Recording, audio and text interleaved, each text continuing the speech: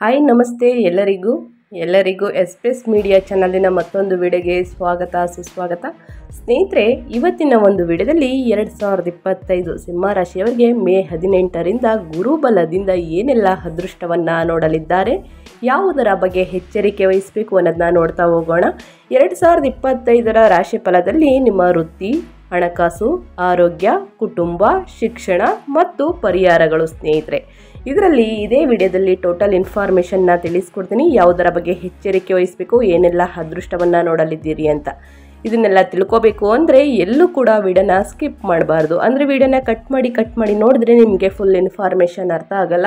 So ಹಾಗಾಗಿ ಎಲ್ಲ ವಿಡಿಯೋದಲ್ಲೂ ತಿಳಿಸೋದಿಷ್ಟೇ, ಮೊದಲಿಂದ ಕೊನೆ ತನಕ ವಿಡಿಯೋನ ವಾಚ್ ಮಾಡಿ. ವಿಡಿಯೋದಲ್ಲಿ ಒಳ್ಳೆ ಮಾಹಿತಿ ಸಿಕ್ಕಿದ್ದಲ್ಲಿ ತಪ್ಪದೆ ವಿಡಿಯೋಗೊಂದು ಲೈಕ್ ಕೊಟ್ಟು, ಇನ್ನೂ ನನ್ನ ಚಾನಲ್ನ ಸಬ್ಸ್ಕ್ರೈಬ್ ಮಾಡ್ಕೊಂಡಿಲ್ಲ ಅಂದರೆ SPS ಮೀಡಿಯಾಗೆ ಸಬ್ಸ್ಕ್ರೈಬ್ ಆದರೆ ಇದೇ ರೀತಿ ಹೊಸ ಅಪ್ಡೇಟ್ನ ಪ್ರತಿನಿತ್ಯ ತಿಳ್ಕೊತೀರಾ. ಇದರ ಜೊತೆಗೆ ಸಾಕಷ್ಟು ಸರಳ ಪರಿಹಾರವನ್ನು ತಿಳಿಸ್ಕೊಡ್ತೀನಿ. ಅನುಸರಿಸಿದರೆ ನಿಮಗೆ ಮುಂದಿನ ದಿನಗಳಲ್ಲಿ ಕಷ್ಟ ಸಮಸ್ಯೆಗಳು ಬಂದರೆ ಸ್ನೇಹಿತರೆ, ಈ ಪರಿಹಾರಗಳನ್ನು ಮಾಡುವುದರಿಂದ ಎದುರಾಗುವ ಕಷ್ಟ ಸಮಸ್ಯೆಗಳು ನಿವಾರಣೆಯಾಗಲಿದೆ.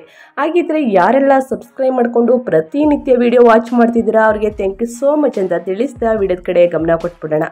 ಸ್ನೇಹಿತರೆ, ಸಿಂಹರಾಶಿಯವರಿಗೆ ಮಕ 4, ಪೂರ್ವ ಪಾಲ್ಗುಣಿ, ಪುಬ್ಬ 4, ಉತ್ತರ ಪಾಲ್ಗುಣಿ 1ನೇ ಪಾದದಲ್ಲಿ ಜನಿಸಿದವರು ಸಿಂಹರಾಶಿಯಲ್ಲಿ ಬರುತ್ತಾರೆ. ಸ್ನೇಹಿತರೆ, ಈ ರಾಶಿಯ ಅಧಿಪತಿ ರವಿ ಅಂದರೆ ಸೂರ್ಯ. ಸಿಂಹರಾಶಿ 2025 ವರ್ಷದ ಜ್ಯೋತಿಷ್ಯ ಭವಿಷ್ಯವನ್ನು ತಿಳಿಸ್ಕೊಡ್ತೀನಿ. ಏನೆಲ್ಲ ಅದೃಷ್ಟವನ್ನು ನೋಡಲಿದ್ದೀರಿ, ಯಾವುದರ ಬಗ್ಗೆ ಎಚ್ಚರಿಕೆ ವಹಿಸಬೇಕು ಅನ್ನೋದನ್ನ. ಗುರುಬಲದಿಂದ ಸಿಂಹರಾಶಿಯಲ್ಲಿ ಜನಿಸಿದವರಿಗೆ ಈ ವರ್ಷ ಪೂರ್ತಿ ಶನಿಯು ಕುಂಭ 7ನೇ ಮನೆ, ರಾಹು ಮೀನದಲ್ಲಿ 8ನೇ ಮನೆ ಮತ್ತು ಕೇತು ಕನ್ಯಾ ರಾಶಿಯಲ್ಲಿ 2ನೇ ಮನೆಯಲ್ಲಿ ಸಂಕ್ರಮಿಸುತ್ತದೆ. ಗುರುವು ವರ್ಷದ ಆರಂಭದಲ್ಲಿ ಮೇಷ ರಾಶಿಯಲ್ಲಿ 9ನೇ ಮನೆ ಇರುತ್ತದೆ ಸ್ನೇಹಿತರೆ, ಮತ್ತು ಮೇ 1ರಿಂದ ವೃಷಭ ರಾಶಿಗೆ 10ನೇ ಮನೆಗೆ ಚಲಿಸಲಿದೆ. ಈ ಕಾರಣದಿಂದ ಏನೆಲ್ಲ ಅದೃಷ್ಟವನ್ನು ಸಿಂಹರಾಶಿಯವರು ನೋಡಲಿದ್ದಾರೆ ಅನ್ನೋದನ್ನ ನೋಡ್ತಾ ಹೋಗೋಣ. 2025ರಲ್ಲಿ ಸಿಂಹರಾಶಿಯವರ ಕುಟುಂಬ, ಉದ್ಯೋಗ, ಆರ್ಥಿಕ ಸ್ಥಿತಿ ಅಂದರೆ ಹಣಕಾಸಿನ ಸ್ಥಿತಿ, ಆರೋಗ್ಯ, ವಿದ್ಯಾ, ವ್ಯಾಪಾರ, ವ್ಯವಹಾರ ಮತ್ತು ಪರಿಹಾರಗಳು ಕುರಿತು ಸಂಪೂರ್ಣ ಮಾಹಿತಿಯೊಂದಿಗೆ ಈ ರಾಶಿ ಫಲದಲ್ಲಿದೆ ಅಂತಲೇ ಹೇಳ್ಬೋದು. ಈ ವಿಡಿಯೋದಲ್ಲಿ ತಿಳಿಸ್ಕೊಡ್ತೀನಿ. ಓಕೆ, ವಿಡಿಯೋದ ಕಡೆ ಗಮನ ಕೊಟ್ಬಿಡೋಣ ಸ್ನೇಹಿತರೆ. ಇನ್ನು ಅಷ್ಟಮ ಶನಿ ಯಾವ ಪರಿಣಾಮ ತರುತ್ತದೆ, ಗುರುಬಲದಿಂದ ಏನೆಲ್ಲ ಅದೃಷ್ಟವನ್ನು ನೋಡಲಿದ್ದೀರಿ ಅನ್ನೋದನ್ನ ನೋಡ್ತಾ ಹೋಗೋಣ. 2025ನೇ ವರ್ಷ ಸಿಂಹರಾಶಿಯವರಿಗೆ ಅವಕಾಶಗಳು ಮತ್ತು ಸವಾಲುಗಳು ಮಿಶ್ರ ಫಲಿತಾಂಶಗಳನ್ನು ನೀಡುತ್ತದೆ. ಅದೇ ರೀತಿ ಶನಿ ವರ್ಷದ ಆರಂಭದಲ್ಲಿ ಕುಂಭ ರಾಶಿಯ 7ನೇ ಮನೆಯಲ್ಲಿ ಇರುವುದರಿಂದ ವೈಯಕ್ತಿಕ ಮತ್ತು ವೃತ್ತಿ ಸಂಬಂಧಿತ ಪಾಲುದಾರಿಕೆಯಲ್ಲಿ ಹೆಚ್ಚು ಗಮನವನ್ನು ಹರಿಸಬೇಕಾಗುತ್ತದೆ ಸ್ನೇಹಿತರೆ. ಇನ್ನು ರಾಹು 8ನೇ ಮನೆಯಲ್ಲಿ ಇರುವುದರಿಂದ ಆತಂಕಕ್ಕೆ ಪರಿವರ್ತನೆ, ಇನ್ನು ಆಧ್ಯಾತ್ಮಿಕ ಪರಿಶೀಲನೆ ಮತ್ತು ಅನಿರೀಕ್ಷಿತ ಬದಲಾವಣೆಗಳು ಸಂಭವಿಸಬಹುದು. ಸೊ ಹಾಗಾಗಿ ಮೇ 18ರಿಂದನೂ ಕೂಡ ಶನಿ 8ನೇ ಮನೆಯಲ್ಲಿ ಇರುವುದರಿಂದ ಅಡಗಿದ ಸಮಸ್ಯೆಗಳು, ಆರ್ಥಿಕ ಲಾಭ ಅಥವಾ ಆರೋಗ್ಯದ ವಿಷಯಗಳು ನಿಮ್ಮ ಗಮನ ಸೆಳೆಯಬಹುದು. ಇನ್ನು ಮೇ 18ರಂದು ರಾಹು 7ನೇ ಮನೆಯಲ್ಲಿ ಪ್ರವೇಶಿಸುವುದರಿಂದ ಸಂಬಂಧಗಳು ಮತ್ತು ವ್ಯಾಪಾರ ಪಾಲುದಾರಿಕೆಯಲ್ಲಿ ಜಾಗೃತೆಯಿಂದ ನಡೆದುಕೊಳ್ಳುವುದು ಮುಖ್ಯ. ಮೇಯ್ನಾಗಿ ಗುರು ಸ್ನೇಹಿತರೆ ವರ್ಷದ ಆರಂಭದಲ್ಲಿ ವೃಷಭ ರಾಶಿಯಲ್ಲಿ 9ನೇ ಮನೆಯಲ್ಲಿ ಸಂಚರಿಸುವುದರಿಂದ ಉದ್ಯೋಗದಲ್ಲಿ ಪ್ರಗತಿ, ಮೇಲಧಿಕಾರಿಗಳ ಬೆಂಬಲ ಮತ್ತು ವೃತ್ತಿ ಪರಿಚಯಗಳಲ್ಲಿ ಉತ್ತಮ ಹೆಸರು ದೊರೆಯುತ್ತದೆ. ಇನ್ನು ಮೇ 14ರಂದು ಗುರು ಮಿಥುನ ರಾಶಿಯ 11ನೇ ಮನೆಯಲ್ಲಿ ಪ್ರವೇಶಿಸುವುದರಿಂದ ಆರ್ಥಿಕ ಲಾಭ, ಸಾಮಾಜಿಕ ಬೆಳವಣಿಗೆ ಮತ್ತು ಹೊಸ ಸಂಪರ್ಕಗಳು ನಿಮಗೆ ಅನುಕೂಲಕರವಾಗಿರುತ್ತದೆ. ವರ್ಷದ ಅಂತ್ಯದಲ್ಲಿ ಗುರು ಕರ್ಕಟಕ ರಾಶಿಯ ಮೂಲಕ ವೇಗವಾಗಿ ಸಂಚರಿಸಿ ಮಿಥುನ ರಾಶಿಗೆ ಮರಳುವುದರಿಂದ ಆಧ್ಯಾತ್ಮಿಕ ಬೆಳವಣಿಗೆ ಮತ್ತು ಆದಾಯದಲ್ಲಿ ಉತ್ತಮ ಪ್ರಗತಿಯನ್ನು ನೀವು ಕಾಣಬಹುದಾಗಿದೆ. ಸೊ ಹಾಗಾಗಿ ಏನೆಲ್ಲ ಬದಲಾವಣೆಗಳನ್ನು ನೋಡಲಿದ್ದೀರಿ ಅನ್ನೋದನ್ನ ತಿಳಿಸ್ಕೊಟ್ಟಿದ್ದೀನಿ. ಅದೇ ರೀತಿ ನಿಮ್ಮ ಆರೋಗ್ಯ, ವೈವಾಹಿಕ ಜೀವನ, ಕುಟುಂಬ ಜೀವನ, ವ್ಯಾಪಾರ ವ್ಯವಹಾರದಲ್ಲಿ ಏನೆಲ್ಲ ಬದಲಾವಣೆಗಳನ್ನು ನೋಡಲಿದ್ದೀರಿ ಅನ್ನೋದನ್ನ ಮೊದಲನೇದಾಗಿ ತಿಳಿಸ್ಕೊಡ್ತೀನಿ. ಮೊದಲನೇದಾಗಿ ಸಿಂಹರಾಶಿಯವರಿಗೆ ನಿಮ್ಮ ಆರೋಗ್ಯದ ಬಗ್ಗೆ. ಸಿಂಹರಾಶಿಯವರು 2025ರಲ್ಲಿ ಎಂತಹ ಜಾಗೃತಿ ವಹಿಸಬೇಕು, ರಾಹು ಕೇತು ಪ್ರಭಾವ ಏನಾದರೂ ಇದೆಯಾ, ಇದು ಇರಬೇಕಾದ್ರೆ ಏನೆಲ್ಲ ಪರಿಹಾರಗಳನ್ನು ಮಾಡಬೇಕು ಅನ್ನೋದನ್ನ ನೋಡ್ತಾ ಹೋಗೋಣ. 2025ರಲ್ಲಿ ಸಿಂಹರಾಶಿಯವರು ತಮ್ಮ ಆರೋಗ್ಯದ ಮೇಲೆ ಹೆಚ್ಚು ಗಮನ ಹರಿಸಬೇಕು ಸ್ನೇಹಿತರೆ. ವಿಶೇಷವಾಗಿ ವರ್ಷದ ಆರಂಭದಲ್ಲಿ ಅಂದರೆ ಮಾರ್ಚ್ ತಿಂಗಳಿನಲ್ಲಿ ಅಲ್ಪ ಸ್ವಲ್ಪ ಸಮಸ್ಯೆಗಳನ್ನು ಎದುರಿಸುತ್ತಿರುವ ನೀವು ಇವಾಗ ಮೇ 14ರ ನಂತರ ಗುರು 11ನೇ ಮನೆಯಲ್ಲಿ ಇರುವುದರಿಂದ ನಿಮ್ಮ ಶಕ್ತಿಯ ಮಟ್ಟ, ರೋಗ ನಿರೋಧಕ ಶಕ್ತಿ ಮತ್ತು ಆತ್ಮವಿಶ್ವಾಸ ಹೆಚ್ಚಾಗುತ್ತದೆ. ಇದು ಹೊಸ ಆರೋಗ್ಯಕರ ಜೀವನ ಶೈಲಿಯನ್ನು ಅನುಸರಿಸಲು ಉತ್ತಮ ಸಮಯ ಅಂತಲೇ ಹೇಳ್ಬೋದು. ನಿರಂತರ ವ್ಯಾಯಾಮವನ್ನು ಮಾಡುವುದು, ಧ್ಯಾನವನ್ನು ಮಾಡುವುದು ಮತ್ತು ಯೋಗದಿಂದ ಶಾರೀರಿಕ ಹಾಗೂ ಮಾನಸಿಕ ಆರೋಗ್ಯ ಸುಧಾರಣೆಯಾಗುತ್ತದೆ. ಒತ್ತಡವನ್ನು ಆದಷ್ಟು ಕಡಿಮೆ ಮಾಡುವುದು ಉತ್ತಮ. ಇನ್ನು ಆಧ್ಯಾತ್ಮದಲ್ಲಿ ತೊಡಗುವುದು ಸಹ ಸೂಕ್ತ ಅಂತಲೇ ಹೇಳ್ಬೋದು. ಇನ್ನು ಮೇ ನಂತರ ಸ್ನೇಹಿತರೆ, ಕೇತು ಪ್ರಭಾವ 1ನೇ ಮನೆಯಲ್ಲಿ ಇರುವುದರಿಂದ ನಿಮ್ಮ ಆತಂಕ, ಅಸಹನೆ ಅಥವಾ ಅಸಮಾಧಾನಕ್ಕೆ ಒಳಗಾಗುವ ಸಾಧ್ಯತೆ ಇದೆ. ಇದು ನಿಮ್ಮ ಮನಸ್ಸಿನಲ್ಲಿ ಅನಗತ್ಯ ಭಯ ಮತ್ತು ದ್ವಂದ್ವವನ್ನು ಹೆಚ್ಚಿಸಬಹುದು. ಆತ್ಮ ಸಂಯಮ ಮತ್ತು ಚಿಂತನೆಯ ಜಾಗೃತಿಯಿಂದ ಈ ಭಾವನೆಗಳನ್ನು ನಿಯಂತ್ರಿಸಬಹುದು. ಸ್ನೇಹಿತರು ಮತ್ತು ಶ್ರೇಯೋಭಿಲಾಷಿಗಳ ಸಲಹೆಯನ್ನು ಆಲಿಸುವುದು ಮತ್ತು ಅವಧಿಯಲ್ಲಿ ಬಹಳ ಸಹಾಯಕವಾಗಿರುತ್ತದೆ ಸ್ನೇಹಿತರೆ. ಇನ್ನು ನಿಮ್ಮ ಆರೋಗ್ಯದ ಬಗ್ಗೆ ನೀವೇ ಗಮನವನ್ನು ವಹಿಸಬೇಕು. ಸೊ ಹಾಗಾಗಿ ಎಚ್ಚರಿಕೆಯಿಂದ ಇರುವುದು ಅಗತ್ಯ ಅಂತ ಹೇಳ್ತಾ ನಿಮ್ಮ ಆರೋಗ್ಯದ ಬಗ್ಗೆ ಇನ್ನು ಮುಂದಿನದಾಗಿ ಸ್ನೇಹಿತರೆ, ನಿಮ್ಮ ಕುಟುಂಬ ಜೀವನದ ಬಗ್ಗೆ ತಿಳಿಸ್ಕೊಡ್ತೀನಿ. ಏನೆಲ್ಲ ಬದಲಾವಣೆಗಳನ್ನು ನೋಡಲಿದ್ದೀರಿ, ಯಾವುದರ ಬಗ್ಗೆ ಎಚ್ಚರಿಕೆ ವಹಿಸಬೇಕು. 2025ರಲ್ಲಿ ಸಿಂಹ ರಾಶಿಯವರ ಕುಟುಂಬ ಜೀವನ ಹೇಗಿರುತ್ತದೆ, ವಿವಾಹ ಯೋಗ ಇದೆಯಾ ಅಂದರೆ ಮದುವೆ ಯೋಗ ಇದೆಯಾ, ಗುರುಬಲದಿಂದ ಏನೆಲ್ಲ ಅದೃಷ್ಟವನ್ನು ಗಳಿಸಲಿದ್ದೀರಿ ಅನ್ನೋದನ್ನ ನೋಡ್ತಾ ಹೋಗೋಣ. ಸಿಂಹ ರಾಶಿಯವರಿಗೆ 2025ರಲ್ಲಿ ಕುಟುಂಬ ಜೀವನ ಸಮಗ್ರವಾಗಿ ಸಂತೋಷಕರವಾಗಿರುತ್ತದೆ. ವರ್ಷದ ಆರಂಭದಲ್ಲಿ ಗುರು 10ನೇ ಮನೆಯಲ್ಲಿ ಇರುವುದರಿಂದ ನಿಮ್ಮ ಕುಟುಂಬದಲ್ಲಿ ಪರಸ್ಪರ ಗೌರವ, ಸಹಕಾರ ಮತ್ತು ಶಾಂತಿ ಬೆಳೆಯುತ್ತದೆ. ಎಲ್ಲರೂ ಒಂದೇ ಗುರಿಗಾಗಿ ಶ್ರಮಿಸುವ ಹಿನ್ನೆಲೆಯಲ್ಲಿ ಮನೆಯಲ್ಲಿ ಸಂತೋಷದ ವಾತಾವರಣ ಇರುತ್ತದೆ. ಹಿಂದೆ ಏನಾದರೂ ಕಲಹ ಅಥವಾ ಗೊಂದಲಗಳು ಇದ್ದರೆ ಈಗ ಅವು ಪರಿಹಾರವಾಗಬಹುದು ಸ್ನೇಹಿತರೆ. ಇನ್ನು ಮೇ 18ರ ನಂತರ ಗುರು 11ನೇ ಮನೆಯಲ್ಲಿ ಪ್ರವೇಶಿಸುವುದರಿಂದ ನಿಮ್ಮ ಸಾಮಾಜಿಕ ಜೀವನದಲ್ಲಿ ಚೈತನ್ಯ ಉಂಟಾಗುತ್ತದೆ. ಕುಟುಂಬದೊಂದಿಗೆ ಮತ್ತು ಸ್ನೇಹಿತರಿಂದ ಉತ್ತಮ ಬೆಂಬಲ ದೊರೆಯುತ್ತದೆ. ಹೊಸ ಸ್ನೇಹಿತರು ಮತ್ತು ಪರಿಚಯಗಳು ನಿಮ್ಮ ಜೀವನದಲ್ಲಿ ಹೊಸ ಶಕ್ತಿಯನ್ನು ತರುತ್ತದೆ. ವೈಯಕ್ತಿಕ ಸಂಬಂಧಗಳು ವಿಶೇಷವಾಗಿ ಗಟ್ಟಿಯಾಗುತ್ತವೆ ಸ್ನೇಹಿತರೆ. ನಿಮ್ಮ ದಾಂಪತ್ಯ ಜೀವನದಲ್ಲಿ ಪ್ರೀತಿ, ಗೌರವ, ಪರಸ್ಪರ ಸಹಕಾರ ಹೆಚ್ಚಾಗಲಿದೆ. ಇನ್ನು ಮೇ ನಂತರನೂ ಕೂಡ ರಾಹು 7ನೇ ಮನೆಯಲ್ಲಿ ಇರುವುದರಿಂದ ದಾಂಪತ್ಯ ಜೀವನದಲ್ಲಿ ಕೆಲವು ಅಸಮಾಧಾನಗಳು ಉಂಟಾಗಬಹುದು. ಅರ್ಥವಿಲ್ಲದ ವಿಷಯಗಳಿಗೆ ಕಲಹ, ಜಗಳ ಉಂಟಾಗುವ ಸಾಧ್ಯತೆ ಇರುತ್ತದೆ ಸ್ನೇಹಿತರೆ. ಇನ್ನು ಸಂಬಂಧಗಳ ಮೇಲೆ ಅನುಮಾನ ಬೀಳುವ ಸಾಧ್ಯತೆ ಇದೆ. ಇನ್ನು ಕೇತು 1ನೇ ಮನೆಯಲ್ಲಿ ಇರುವುದರಿಂದ ಸ್ನೇಹಿತರೆ, ನೀವು ನಿಮ್ಮ ಸಮಸ್ಯೆಗಳನ್ನು ಹೆಚ್ಚಾಗಿ ಚಿಂತಿಸುವ ಹಾಗೂ ಮನಸ್ಸಿನಲ್ಲಿ ದ್ವಂದ್ವಗಳಿಗೆ ಸ್ಥಳ ನೀಡುವ ಸಂಭವವಿದೆ. ಈ ಸಮಯದಲ್ಲಿ ನಿಮ್ಮ ಮನಸ್ಸನ್ನು ಶಾಂತವಾಗಿರಿಸಲು ಧ್ಯಾನವನ್ನು ಮಾಡಿ ಮತ್ತು ಸಂಬಂಧಗಳನ್ನು ಸಮರ್ಥವಾಗಿ ನಿರ್ವಹಿಸಲು ಪ್ರಯತ್ನಿಸಬೇಕು ಸ್ನೇಹಿತರೆ. ಸಂಬಂಧಗಳ ಮೇಲೆ ಇತರರ ಹಸ್ತಕ್ಷೇಪ ಹೆಚ್ಚಾಗಬಾರದು. ಇದರಿಂದ ಕುಟುಂಬ ಶಾಂತಿ ಭಂಗವಾಗಬಹುದು ಸ್ನೇಹಿತರೆ. ಹೀಗಾಗಿ ವಾದ ವಿವಾದಗಳನ್ನು ತಪ್ಪಿಸಬೇಕಾಗುತ್ತದೆ. ಅತಿಯಾಗಿ ಮಾತುಗಳನ್ನು ತಪ್ಪಿಸಬೇಕಾಗುತ್ತದೆ. ಇನ್ನು ಕುಟುಂಬ ಸದಸ್ಯರೊಂದಿಗೆ ಸರಿಯಾದ ಸಂವಹನದ ಮೂಲಕ ಸಮಸ್ಯೆಗಳನ್ನು ಪರಿಹರಿಸುವುದು ಉತ್ತಮ ಅಂತಲೇ ಹೇಳ್ಬೋದು. ಗುರುಬಲದಿಂದ ಎಲ್ಲವೂ ಕೂಡ ಸರಿಯಾಗಲಿದೆ ಮೇ ನಂತರ. ಆದರೆ ಸ್ನೇಹಿತರೆ, ಇಂಥ ಸಣ್ಣ ಪುಟ್ಟ ಜಗಳ ಬಂದಾಗ ಆದಷ್ಟು ಮೌನವಾಗಿರ್ಬೋದು.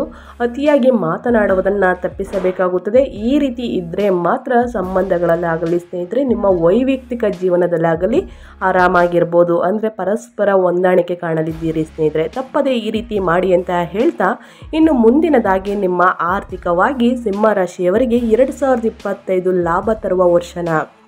ಎಲ್ಲ ಅಷ್ಟಮ ಶನಿ ನಷ್ಟ ತರುತ್ತಾರ.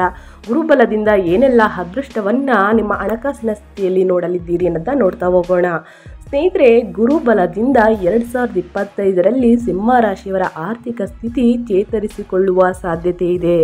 ಯಾಕಂದರೆ ಗುರು 10ನೇ ಮನೆಯಲ್ಲಿ ಇರುವುದರಿಂದ ನಿಮ್ಮ ಆರ್ಥಿಕ ಧನ ಲಾಭ, ಉದ್ಯೋಗದಿಂದ ಆದಾಯ ವೃದ್ಧಿಯಾಗುತ್ತದೆ. ಇನ್ನು ಭೂಮಿ, ಮನೆ, ಆಸ್ತಿ, ವಾಹನ ಮತ್ತೊಂದು ಒಳ್ಳೆಯ ವಸ್ತುಗಳನ್ನು ಖರೀದಿಗೆ ಇದು ಉತ್ತಮ ಸಮಯ ಅಂತಲೇ ಹೇಳ್ಬೋದು. ಮೊದಲಾರ್ಧದಲ್ಲಿ ಆರ್ಥಿಕ ಪರಿಸ್ಥಿತಿ ದೃಢವಾಗಿರುವುದರಿಂದ ಕುಟುಂಬದ ಸಂಬಂಧಿತ ಖರ್ಚುಗಳು ಅಥವಾ ಮಕ್ಕಳ ಮದುವೆ ವೆಚ್ಚಗಳಂತಹ ತುರ್ತು ಅಗತ್ಯಗಳಿಗೆ ಹಣ ಖರ್ಚು ಮಾಡಬಹುದು. ಆದರೆ ಜಾಗೃತಿಯಿಂದ ಸ್ನೇಹಿತರೆ ಎಲ್ಲವನ್ನು ನಿರ್ವಹಿಸುವ ಶಕ್ತಿ ನಿಮ್ಮಲ್ಲಿರಬೇಕು. ಯಾಕಂದರೆ ಆತುರದ ನಿರ್ಧಾರಗಳನ್ನು ತೆಗೆದುಕೊಳ್ಳಬೇಡಿ, ಅನಗತ್ಯ ಖರ್ಚುಗಳನ್ನು ಮಾಡೋಕ್ಕೋಗಬೇಡಿ. ಮುಂದಿನ ದಿನಗಳಲ್ಲಿ ನಿಮ್ಮ ಹಣಕಾಸಿನಲ್ಲಿ ತುಂಬ ಪ್ರಾಬ್ಲಮ್ಗಳನ್ನ ನೋಡಬೇಕಾಗುತ್ತದೆ. ಸೊ ಹಾಗಾಗಿ ಖರ್ಚು ಮಾಡಿದರೆ ಬಜೆಟ್ ನಿಯಂತ್ರಣದಲ್ಲಿರುತ್ತದೆ ಅಂತಲೇ ಹೇಳ್ಬೋದು. ಇನ್ನು ಮೇ 18ರಂದು ಕೂಡ ಸ್ನೇಹಿತರೆ ರಾಹು 7ನೇ ಮನೆಯಲ್ಲಿ ಇರುವುದರಿಂದ ಪಾಲುದಾರಿಕೆಯಲ್ಲಿ ಬಿಕ್ಕಟ್ಟುಗಳು ಉಂಟಾಗಬಹುದು ಮತ್ತು ಖರ್ಚುಗಳು ಅತಿಯಾಗಿ ಕಾರಣವಾಗಬಹುದು. ಸ್ನೇಹಿತರೆ, ಪಾಲುದಾರರೊಂದಿಗೆ ವಿತಾಯವಾಗಿ ಅಥವಾ ಹಣಕಾಸಿನ ಗೊಂದಲಗಳಾಗಿ ಆಸ್ಪಂದನವಾಗಬೇಡಿ ಅಂತಲೇ ಹೇಳ್ಬೋದು. ಇನ್ನು ಮೇ ನಂತರನೂ ಕೂಡ ಶನಿ 8ನೇ ಮನೆಯಲ್ಲಿ ಇರುವುದರಿಂದ ಆರೋಗ್ಯ ಸಮಸ್ಯೆಗಳೊಂದಿಗೆ ತುರ್ತು ವೆಚ್ಚಗಳು ಸಂಭವಿಸಬಹುದು. ಈ ಸಮಯದಲ್ಲಿ ಆರ್ಥಿಕ ನಷ್ಟವನ್ನು ತಪ್ಪಿಸಲು ಸರಿಯಾದ ನಿರ್ವಹಣೆ ಮತ್ತು ಉಳಿತಾಯದ ಮಾರ್ಗವನ್ನು ಅನುಸರಿಸುವುದು ಮುಖ್ಯ. ಅಂತಿಮವಾಗಿ 2025 ನಿಮ್ಮ ಆರ್ಥಿಕ ವೃದ್ಧಿಗೆ ಪೂರಕವಾಗಿದ್ದು, ಸಮರ್ಥ ಚಾಣುಕ್ಷತೆಯಿಂದ ಹಣಕಾಸಿನ ನಿರ್ವಹಣೆ ಮಾಡಿದರೆ ಉತ್ತಮ ಫಲಿತಾಂಶಗಳು ದೊರೆಯಲಿದೆ ಸ್ನೇಹಿತರೆ. ಸೊ ಹಾಗಾಗಿ ಆದಷ್ಟು ಸ್ವಲ್ಪ ಎಚ್ಚರಿಕೆಯಿಂದ ಇರಿ. ಇನ್ನು ಮನೆಯಲ್ಲಿ ಸ್ನೇಹಿತರೆ ನಿಮ್ಮ ಆದಾಯ ಹೆಚ್ಚಾಗಬಹುದು, ಹಳೆಯ ಬಾಕಿ ಹಣವು ಮರಳಬಹುದು, ಜೊತೆಗೆ ನಿಮ್ಮ ಉಳಿತಾಯದ ಪ್ರಮಾಣವು ವೃದ್ಧಿಯಾಗಬಹುದು. ಗುರುವಿನ ಅನುಗ್ರಹದಿಂದ ಲಾಭದಾಯಕ ಹೂಡಿಕೆಗಳು ಹಾಗೂ ದೀರ್ಘಾವಧಿಯ ಆರ್ಥಿಕ ಯೋಜನೆಗಳಿಗೆ ಇದು ಅನುಕೂಲಕರ ಸಮಯ ಅಂತಲೇ ಹೇಳ್ಬೋದು. ಆದರೆ ಸೂಕ್ತ ಆರ್ಥಿಕ ಸಲಹೆಗಾರರ ಮಾರ್ಗದರ್ಶನದಲ್ಲಿ ಹೂಡಿಕೆ ಮಾಡುವುದು ಉತ್ತಮ ಅಂತಲೇ ಹೇಳ್ಬೋದು. ಸ್ನೇಹಿತರೆ, ನಿಮಗೆ ಗೊತ್ತಾಗ್ತಿಲ್ಲ, ನಿಮಗೆ ಗೊಂದಲ ಆಗ್ತಿದೆ ಅಂತಂದರೆ ಸೂಕ್ತ ಮಾರ್ಗದರ್ಶಕರ ಸಹಾಯವನ್ನು ತೆಗೆದುಕೊಂಡು ಹೂಡಿಕೆಯನ್ನು ಮಾಡಿ. ದೊಡ್ಡ ಮೊತ್ತದಲ್ಲಿ ಹೂಡಿಕೆಯನ್ನು ಮಾಡಬೇಕು ಅಂತಂದರೆ ಹಿರಿಯರ ಸಲಹೆಯನ್ನು ತೆಗೆದುಕೊಳ್ಳುವುದು ಉತ್ತಮ ಅಂತಲೇ ಹೇಳ್ಬೋದು. ಇನ್ನು ನಿಮ್ಮ ಉದ್ಯೋಗದಲ್ಲಿ ಗುರುಬಲದಿಂದ ಏನೆಲ್ಲ ಅದೃಷ್ಟವನ್ನು ಮೇ ನಂತರ ನೋಡಲಿದ್ದೀರಿ, ಯಾವುದರ ಬಗ್ಗೆ ಎಚ್ಚರಿಕೆ ವಹಿಸಬೇಕು ಅನ್ನೋದನ್ನ ನೋಡ್ತಾ ಹೋಗೋಣ. ಸ್ನೇಹಿತರೆ, ಗುರು 10ನೇ ಮನೆಯಲ್ಲಿ ಇರುವುದರಿಂದ ಉದ್ಯೋಗದಲ್ಲಿ ಉತ್ತೇಜನ, ಮೇಲಧಿಕಾರಿಗಳ ಬೆಂಬಲ ಮತ್ತು ಪ್ರಶಂಸೆ ದೊರೆಯುತ್ತದೆ. ಹೊಸ ಹುದ್ದೆಗಳು ಅಥವಾ ಉತ್ತಮ ವೃತ್ತಿ ಅವಕಾಶಗಳು ನಿಮ್ಮ ದಾರಿ ತಲುಪುತ್ತವೆ. ಆದರೆ ಮೇ 14ರ ನಂತರ ಶನಿ 8ನೇ ಮನೆಯಲ್ಲಿ ಇರುವುದರಿಂದ ಜಾಗೃತೆಯಿಂದ ಕೆಲಸ ಮಾಡುವುದು ಅಗತ್ಯ. ಇದು ಅಡಗಿದ್ದ ಸವಾಲುಗಳು, ಗಾಸಿಪ್ ಅಥವಾ ಪ್ರತಿಸ್ಪರ್ಧೆಯ ಹೆಚ್ಚಳಕ್ಕೆ ಕಾರಣವಾಗಬಹುದು. ನಿರ್ಧಾರಗಳನ್ನು ತೆಗೆದುಕೊಳ್ಳುವಾಗ ಎಚ್ಚರಿಕೆಯಿಂದ ನಡೆದುಕೊಳ್ಳಬೇಕು.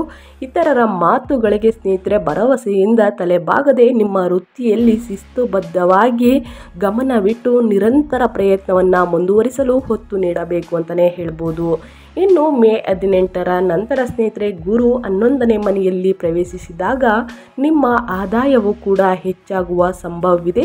ಹೊಸ ಉದ್ಯೋಗದ ಅವಕಾಶಗಳು, ಲಾಭದಾಯಕ ಸಂಬಂಧಗಳು ಮತ್ತು ಪ್ರೋತ್ಸಾಹಕರ ಬೆಂಬಲ ದೊರೆಯಲಿದೆ. ಆದರೆ ಈ ಸಮಯದಲ್ಲಿ ಕೋಪ ಅಥವಾ ವೃತ್ತಿ ಸಂಬಂಧಿತ ವಿಚಾರಗಳಲ್ಲಿ ಅನಗತ್ಯ ತಲೆ ಹಾಕುವುದು, ಸಮಸ್ಯೆಗಳನ್ನು ತಂದುಕೊಳ್ಳುವುದು, ನಿಮ್ಮ ಕೆಲಸದ ಮೇಲೆ ಏಕಾಗ್ರತೆಯಿಂದ ಗಮನ ಹರಿಸುವುದು ಉತ್ತಮ ಅಂತಲೇ ಹೇಳ್ಬೋದು. ಇನ್ನು ಉದ್ಯೋಗವನ್ನು ಹುಡುಕುವವರಿಗೆ ಅಂದರೆ ಹೊಸದಾಗಿ ಉದ್ಯೋಗವನ್ನು ಮಾಡುವವರಿಗೆ ಸ್ನೇಹಿತರೆ ಮತ್ತು ವರ್ಗಾವಣೆ ಅಥವಾ ಬಡ್ತಿ ನಿರೀಕ್ಷೆಯಲ್ಲಿರುವವರಿಗೆ ದ್ವಿತೀಯಾರ್ಧವು ಅಂದರೆ ಜೂನ್ ತಿಂಗಳಿನಲ್ಲಿ ಅತ್ಯಂತ ಪೂರಕವಾಗಿದೆ ಸ್ನೇಹಿತರೆ. ಆದರೆ ಶನಿ ಮತ್ತು ರಾಹುವಿನ ಪ್ರಭಾವದಿಂದ ಈ ಗುರಿಗಳನ್ನು ಸಾಧಿಸಲು ಹೆಚ್ಚಿನ ಶ್ರಮ ಮತ್ತು ಪರಿಶ್ರಮ ಅಗತ್ಯವಿದೆ. ಇದು ನಿಮ್ಮ ಕಠಿಣ ಪರಿಶ್ರಮಕ್ಕೆ ತಕ್ಕ ಫಲಿತಾಂಶ ನೀಡುವ ವರ್ಷವಾಗಿರಲಿದೆ ಅಂತಲೇ ಹೇಳ್ಬೋದು. ಸಾಕಷ್ಟು ನಿಮ್ಮ ವೃತ್ತಿ ಜೀವನದಲ್ಲಾಗಲಿ ನಿಮ್ಮ ಹಣಕಾಸಿನ ಜೀವನದಲ್ಲಾಗಲಿ ಯಾವುದರ ಬಗ್ಗೆ ಎಚ್ಚರಿಕೆ ವಹಿಸಬೇಕು ಅನ್ನೋದನ್ನ ತಿಳಿಸ್ಕೊಟ್ಟಿದ್ದೀನಿ ಸ್ನೇಹಿತರೆ. ಇನ್ನೂ ನಿಮಗೆ ಸರಿಯಾಗಿ ಗೊತ್ತಾಗ್ತಿಲ್ಲ ಅಂತಂದರೆ ಏನು ಮಾಡಬೇಕು ಅಂದರೆ ಸ್ನೇಹಿತರೆ ನಿಮ್ಮ ಹಿರಿಯರ ಸಲಹೆಯನ್ನು ತೆಗೆದುಕೊಳ್ಳಿ. ಮಾರ್ಗದರ್ಶನದಿಂದ ಹೋಗುವುದರಿಂದ ನಿಮಗೆ ಎಲ್ಲವೂ ಕೂಡ ಗೊತ್ತಾಗುತ್ತದೆ. ಯಾವುದೇ ನಿರ್ಧಾರಗಳನ್ನು ಆತುರದ ನಿರ್ಧಾರಗಳನ್ನು ತೆಗೆದುಕೊಳ್ಬೇಡಿ ಸ್ನೇಹಿತರೆ. ಇನ್ನು ದೊಡ್ಡ ಮೊತ್ತದಲ್ಲಿ ಹೂಡಿಕೆಯನ್ನು ಮಾಡಬೇಕು ಅಂದ್ಕೊಂಡಿರ್ತೀರಾ, ಹಣಕಾಸಿನಲ್ಲಿ ಪ್ರಾಬ್ಲಮ್ಗಳನ್ನ ಅನುಭವಿಸಬೇಕಾಗುತ್ತದೆ. ಸೊ ಹಾಗಾಗಿ ಹಿರಿಯರ ಮಾರ್ಗದರ್ಶನವನ್ನು ತೆಗೆದುಕೊಂಡು ನಿಮ್ಮ ಹೂಡಿಕೆಗಳನ್ನ ಮಾಡಿ ಮತ್ತು ನಿಮ್ಮ ವೃತ್ತಿ ಭವಿಷ್ಯದಲ್ಲೂ ಕೂಡ ಸ್ನೇಹಿತರೆ ಬದಲಾವಣೆಗಳನ್ನ ಮಾಡ್ಕೋಬೇಕು ಅಂತಂದರೆ ಹಿರಿಯರ ಸಲಹೆಯನ್ನು ತೆಗೆದುಕೊಳ್ಳಿ ಅಂತ ಹೇಳ್ತಾ, ಇನ್ನು ವ್ಯಾಪಾರದಲ್ಲಿ ಏನೆಲ್ಲ ಬದಲಾವಣೆಗಳು ಆಗಲಿದೆ ಗುರುಬಲದಿಂದ ಅನ್ನೋದನ್ನ ನೋಡ್ತಾ ಹೋಗೋಣ. ಸ್ನೇಹಿತರೆ, 2025ರಲ್ಲಿ ಸಿಂಹ ರಾಶಿಯ ವ್ಯಾಪಾರಸ್ಥರಿಗೆ ಅವಕಾಶಗಳು ಮತ್ತು ಸವಾಲುಗಳು ಎರಡೂ ಕೂಡ ಎದುರಾಗುತ್ತವೆ.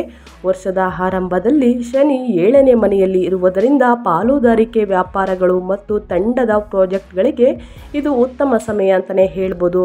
ಶ್ರದ್ಧೆಯಿಂದ ಮತ್ತು ಕಾರ್ಯನಿರ್ವಹಣೆಯ ಮೂಲಕ ವ್ಯಾಪಾರವನ್ನು ಅಭಿವೃದ್ಧಿಪಡಿಸಬಹುದು. ಇನ್ನು ಗುರು 10ನೇ ಮನೆಯಲ್ಲಿ ಇರುವುದರಿಂದ ವ್ಯಾಪಾರಿಗಳಿಗೆ ಮೆಚ್ಚುಗೆ, ಬೆಂಬಲ ಮತ್ತು ಹೆಸರಿನ ಬೆಳವಣಿಗೆ ಸಾಧ್ಯವಾಗುತ್ತದೆ. ಗ್ರಾಹಕರು ಮತ್ತು ಪಾಲುದಾರರಿಂದ ಉತ್ತಮ ಪ್ರತಿಕ್ರಿಯೆ ದೊರೆಯುವುದು ನಿರೀಕ್ಷಿಸಬಹುದು ಅಂತಲೇ ಹೇಳ್ಬೋದು. ಇನ್ನು ಅತಿಯಾದ ಹಣಕಾಸಿನ ಜವಾಬ್ದಾರಿಗಳು, ದುರ್ಬಳಕೆ ಅಥವಾ ತಪ್ಪು ಲೆಕ್ಕಾಚಾರಗಳಿಂದ ಧನನಷ್ಟ ಸಂಭವಿಸಬಹುದು. ಈ ಸಮಯದಲ್ಲಿ ಯಾವುದೇ ಹೂಡಿಕೆ ಅಥವಾ ದೊಡ್ಡ ವ್ಯವಹಾರಕ್ಕೆ ಬಗ್ಗೆಯೂ ಪರಿಶ್ರಮ ಮಾಡಬೇಕು ಅಂತಂದರೆ ಶ್ರದ್ಧೆಯಿಂದ ನಿರ್ಧಾರ ತೆಗೆದುಕೊಳ್ಳುವುದು ಅಗತ್ಯ. ಇನ್ನು ಮೇ 18ರಿಂದನೂ ಕೂಡ ಸ್ನೇಹಿತರೆ ರಾಹು 7ನೇ ಮನೆಯಲ್ಲಿ ಇರುವುದರಿಂದ ವ್ಯಾಪಾರ ಪಾಲುದಾರಿಕೆಯಲ್ಲಿ ಕೆಲವು ಗೊಂದಲಗಳು ಅಥವಾ ದ್ವಂದ್ವಗಳು ಎದುರಾಗಬಹುದು. ನಿಮ್ಮ ಪಾಲುದಾರರು ಅಥವಾ ಗ್ರಾಹಕರೊಂದಿಗೆ ಸಂಬಂಧಗಳ ನಿರ್ವಹಣೆಯ ಬಗ್ಗೆ ಹೆಚ್ಚು ಎಚ್ಚರಿಕೆ ವಹಿಸಬೇಕು. ನೇರ ಸಂವಹನ, ಪಾರದರ್ಶಕ ವ್ಯವಹಾರಗಳು ಮತ್ತು ಶ್ರದ್ಧೆಯಿಂದ ಮೂಲಕ ಇಂತಹ ಸವಾಲುಗಳನ್ನು ನಿರ್ವಹಿಸಬಹುದು ಅಂತಲೇ ಹೇಳಬಹುದು. ಇನ್ನು ಕಲೆ ಅಥವಾ ಸ್ವಯಂ ಉದ್ಯೋಗದಲ್ಲಿ ತೊಡಗಿರುವವರಿಗೆ ಮೊದಲಾರ್ಧದಲ್ಲಿ ಉತ್ತಮ ಅವಕಾಶಗಳು ದೊರೆಯುವ ಸಂಭವವಿದೆ. ಆದರೆ ಈ ಅವಕಾಶಗಳನ್ನು ಸುಲಭವಾಗಿ ಬಳಸಿಕೊಳ್ಳುವಲ್ಲಿ ನಿರಂತರ ಪ್ರಯತ್ನವನ್ನು ಮಾಡಬೇಕಾಗುತ್ತದೆ. ಸಹನೆಯಿಂದ, ತಾಂತ್ರಿಕ ನೈಪುಣ್ಯದಿಂದ ಅಗತ್ಯವಿರುತ್ತದೆ ಅಂತಲೇ ಹೇಳ್ಬೋದು. ಇನ್ನು ದ್ವಿತೀಯಾರ್ಧದಲ್ಲೂ ಕೂಡ ಸ್ನೇಹಿತರೆ ಹೆಚ್ಚು ಸವಾಲುಗಳು ಎದುರಾಗಬಹುದು. ಆದರೆ ಶ್ರದ್ಧೆ ಮತ್ತು ಭಕ್ತಿಯಿಂದ ಪ್ರಯತ್ನದ ಮೂಲಕ ನಿಮ್ಮ ಉದ್ಯೋಗವನ್ನು ಬಲಪಡಿಸುವುದು, ಹಿರಿಯರ ಸಲಹೆ ಮತ್ತು ಅನುಭವ ಇರುವ ಮಾರ್ಗದರ್ಶನ ನಿಮ್ಮ ಬೆಳವಣಿಗೆಗೆ ಸಹಕಾರಿಯಾಗುತ್ತದೆ. ಸಾಕಷ್ಟು ಸಿಂಹರಾಶಿಯವರಿಗೆ ತಿಳಿಸೋದು ಏನಂದರೆ ಸ್ನೇಹಿತರೆ, ನಿಮ್ಮ ಶ್ರದ್ಧೆಯಿಂದ ಮತ್ತು ನಿಮಗೆ ಗೊತ್ತಾಗ್ತಾ ಇಲ್ಲ ಅಂತಂದರೆ ಅನುಭವ ಇರುವ ಮಾರ್ಗದರ್ಶನದಿಂದ ಸ್ನೇಹಿತರೆ ಹಿರಿಯರ ಸಲಹೆಯನ್ನು ತೆಗೆದುಕೊಂಡು ಯಾವುದೇ ನಿರ್ಧಾರಗಳನ್ನು ತೆಗೆದುಕೊಳ್ಬೋದು ಅಂತಲೇ ಹೇಳ್ಬೋದು. ಇನ್ನು ಸಣ್ಣ ಪುಟ್ಟ ಸಮಸ್ಯೆಗಳಿಗೆ ಈ ಪರಿಹಾರಗಳನ್ನು ತಿಳಿಸ್ಕೊಡ್ತೀನಿ, ಪ್ರತಿಯೊಬ್ಬರು ಫಾಲೋ ಮಾಡ್ಬೋದು. ಏನು ಪರಿಹಾರಗಳು ಅಂದರೆ, ಶನಿ ಮತ್ತು ರಾಹುಕೇತುಗಳ ಪ್ರಭಾವವನ್ನು ಕಡಿಮೆ ಮಾಡಲು ಸಿಂಹರಾಶಿಯವರು ನಿತ್ಯ ಪರಿಹಾರ ಕ್ರಮಗಳನ್ನು ಅನುಸರಿಸುವುದು ಉತ್ತಮ. ಏಕೆಂದರೆ ಉದ್ಯೋಗದಲ್ಲಿ, ವ್ಯಾಪಾರದಲ್ಲಿ ಮತ್ತು ನಿಮ್ಮ ಆರೋಗ್ಯದಲ್ಲಿ ಕೆಲವು ತೊಂದರೆಗಳು ಉಂಟಾಗಬಹುದು ಅಥವಾ ಎದುರಾಗುವ ಸಾಧ್ಯತೆ ಇದೆ. ಶನಿಗೆ ಪರಿಹಾರ ನೀಡಲು ಪ್ರತಿದಿನ ಅಥವಾ ಪ್ರತಿ ಶನಿವಾರದಂದು ಶನಿ ಸ್ತೋತ್ರ ಪಠಣವನ್ನು ಮಾಡಿ, ಶನಿ ಮಂತ್ರವನ್ನು ಜಪ ಮಾಡಿ, ಇದರ ಜೊತೆಗೆ ಸ್ನೇಹಿತರೆ ಹನುಮಾನ್ ಚಾಲಿಸ ಪಠಿಸುವುದರಿಂದ ಅಥವಾ ಆಂಜನೇಯ ದೇವರ ಪೂಜೆಯನ್ನು ಮಾಡುವುದರಿಂದ ಶನಿಯ ನಕಾರಾತ್ಮಕ ಪ್ರಭಾವವನ್ನು ಕಡಿಮೆ ಮಾಡಬಹುದು. ಇನ್ನು ಪ್ರತಿ ಶನಿವಾರ ಸಾಸಿವೆ ಎಣ್ಣೆಯಿಂದ ದೀಪವನ್ನು ಬೆಳಗಿಸಿ ಸ್ನೇಹಿತರೆ ಎಣ್ಣೆಯಿಂದ ಅಭಿಷೇಕವನ್ನು ಕೂಡ ಮಾಡಿಸ್ಬೋದು. ಈ ರೀತಿ ಮಾಡುವುದರಿಂದ ಶನಿಯ ನಕಾರಾತ್ಮಕ ಪ್ರಭಾವವನ್ನು ಕಡಿಮೆ ಮಾಡ್ಬೋದು ಅಂತಲೇ ಹೇಳ್ಬೋದು. ಇನ್ನು ವ್ಯಾಪಾರದಲ್ಲಿ, ವ್ಯವಹಾರದಲ್ಲಿ ಏನಾದರೂ ತೊಂದರೆಯನ್ನು ನೋಡ್ತಾ ಇದ್ದರೆ ಸ್ನೇಹಿತರೆ ಶ್ರೀ ಗಣೇಶನ ಸ್ತುತಿ ಮಾಡುವುದು ಅಥವಾ ಗಣಪತಿ ದೇವರ ಪೂಜೆಯನ್ನು ಮಾಡುವುದು ಕೇತು ನೀಡುವ ನಕಾರಾತ್ಮಕ ಫಲಿತಾಂಶವನ್ನು ತಡೆಯಲು ಸಹಕಾರಿಯಾಗಿದೆ ಅಂತಲೇ ಹೇಳ್ಬೋದು. ತಪ್ಪದೇ ಈ ಪೂಜೆಗಳನ್ನೆಲ್ಲ ಮಾಡಿ ಅಂತ ಹೇಳ್ತಾ ನಾನು ವಿಡಿಯೋನ ಎಂಡ್ ಮಾಡ್ತಾ ಇದ್ದೀನಿ. ಇವತ್ತಿನ ಒಂದು ವಿಡಿಯೋ ಇಷ್ಟ ಆಗಿದ್ದಲ್ಲಿ ವಿಡಿಯೋಗೊಂದು ಲೈಕ್ ಮಾಡಿ. ಇನ್ನು ನನ್ನ ಚಾನಲ್ನ ಸಬ್ಸ್ಕ್ರೈಬ್ ಮಾಡ್ಕೊಂಡಿಲ್ಲ ಅಂದರೆ SPS ಮೀಡಿಯಾಗೆ ಸಬ್ಸ್ಕ್ರೈಬ್ ಆದರೆ ಇದೇ ರೀತಿ ಹೊಸ ಹೊಸ ಅಪ್ಡೇಟ್ನ ಪ್ರತಿನಿತ್ಯ ತಿಳ್ಕೊತೀರಾ. ಇದರ ಜೊತೆಗೆ ಸಾಕಷ್ಟು ಸರಳ ಪರಿಹಾರವನ್ನು ತಿಳಿಸ್ಕೊಟ್ಟಿದ್ದೀನಿ, ಪ್ರತಿಯೊಬ್ಬರು ಅನುಸರಿಸಿ. ಇನ್ನು ನಿಮಗೆ ಸರಿಯಾಗಿ ಅರ್ಥವಾಗಲಿಲ್ಲ ಅಂತಂದರೆ ಕಮೆಂಟ್ ಬಾಕ್ಸಲ್ಲಿ ಕಮೆಂಟ್ ಮಾಡ್ಬೋದು ಸ್ನೇಹಿತರೆ. ಇನ್ನು ಈ ವಿಡಿಯೋ ಇಷ್ಟ ಆಗಿದ್ದಲ್ಲಿ ಹೆಚ್ಚು ಫ್ಯಾಮಿಲಿಗೆ, ಫ್ರೆಂಡ್ಸ್ಗೆ ಈ ವಿಡಿಯೋನ ಶೇರ್ ಮಾಡಿ ಅಂತ ಹೇಳ್ತಾ ಮತ್ತೊಂದು ವಿಡಿಯೋದಲ್ಲಿ ಸಿಗ್ತೀನಿ. Thank you for watching.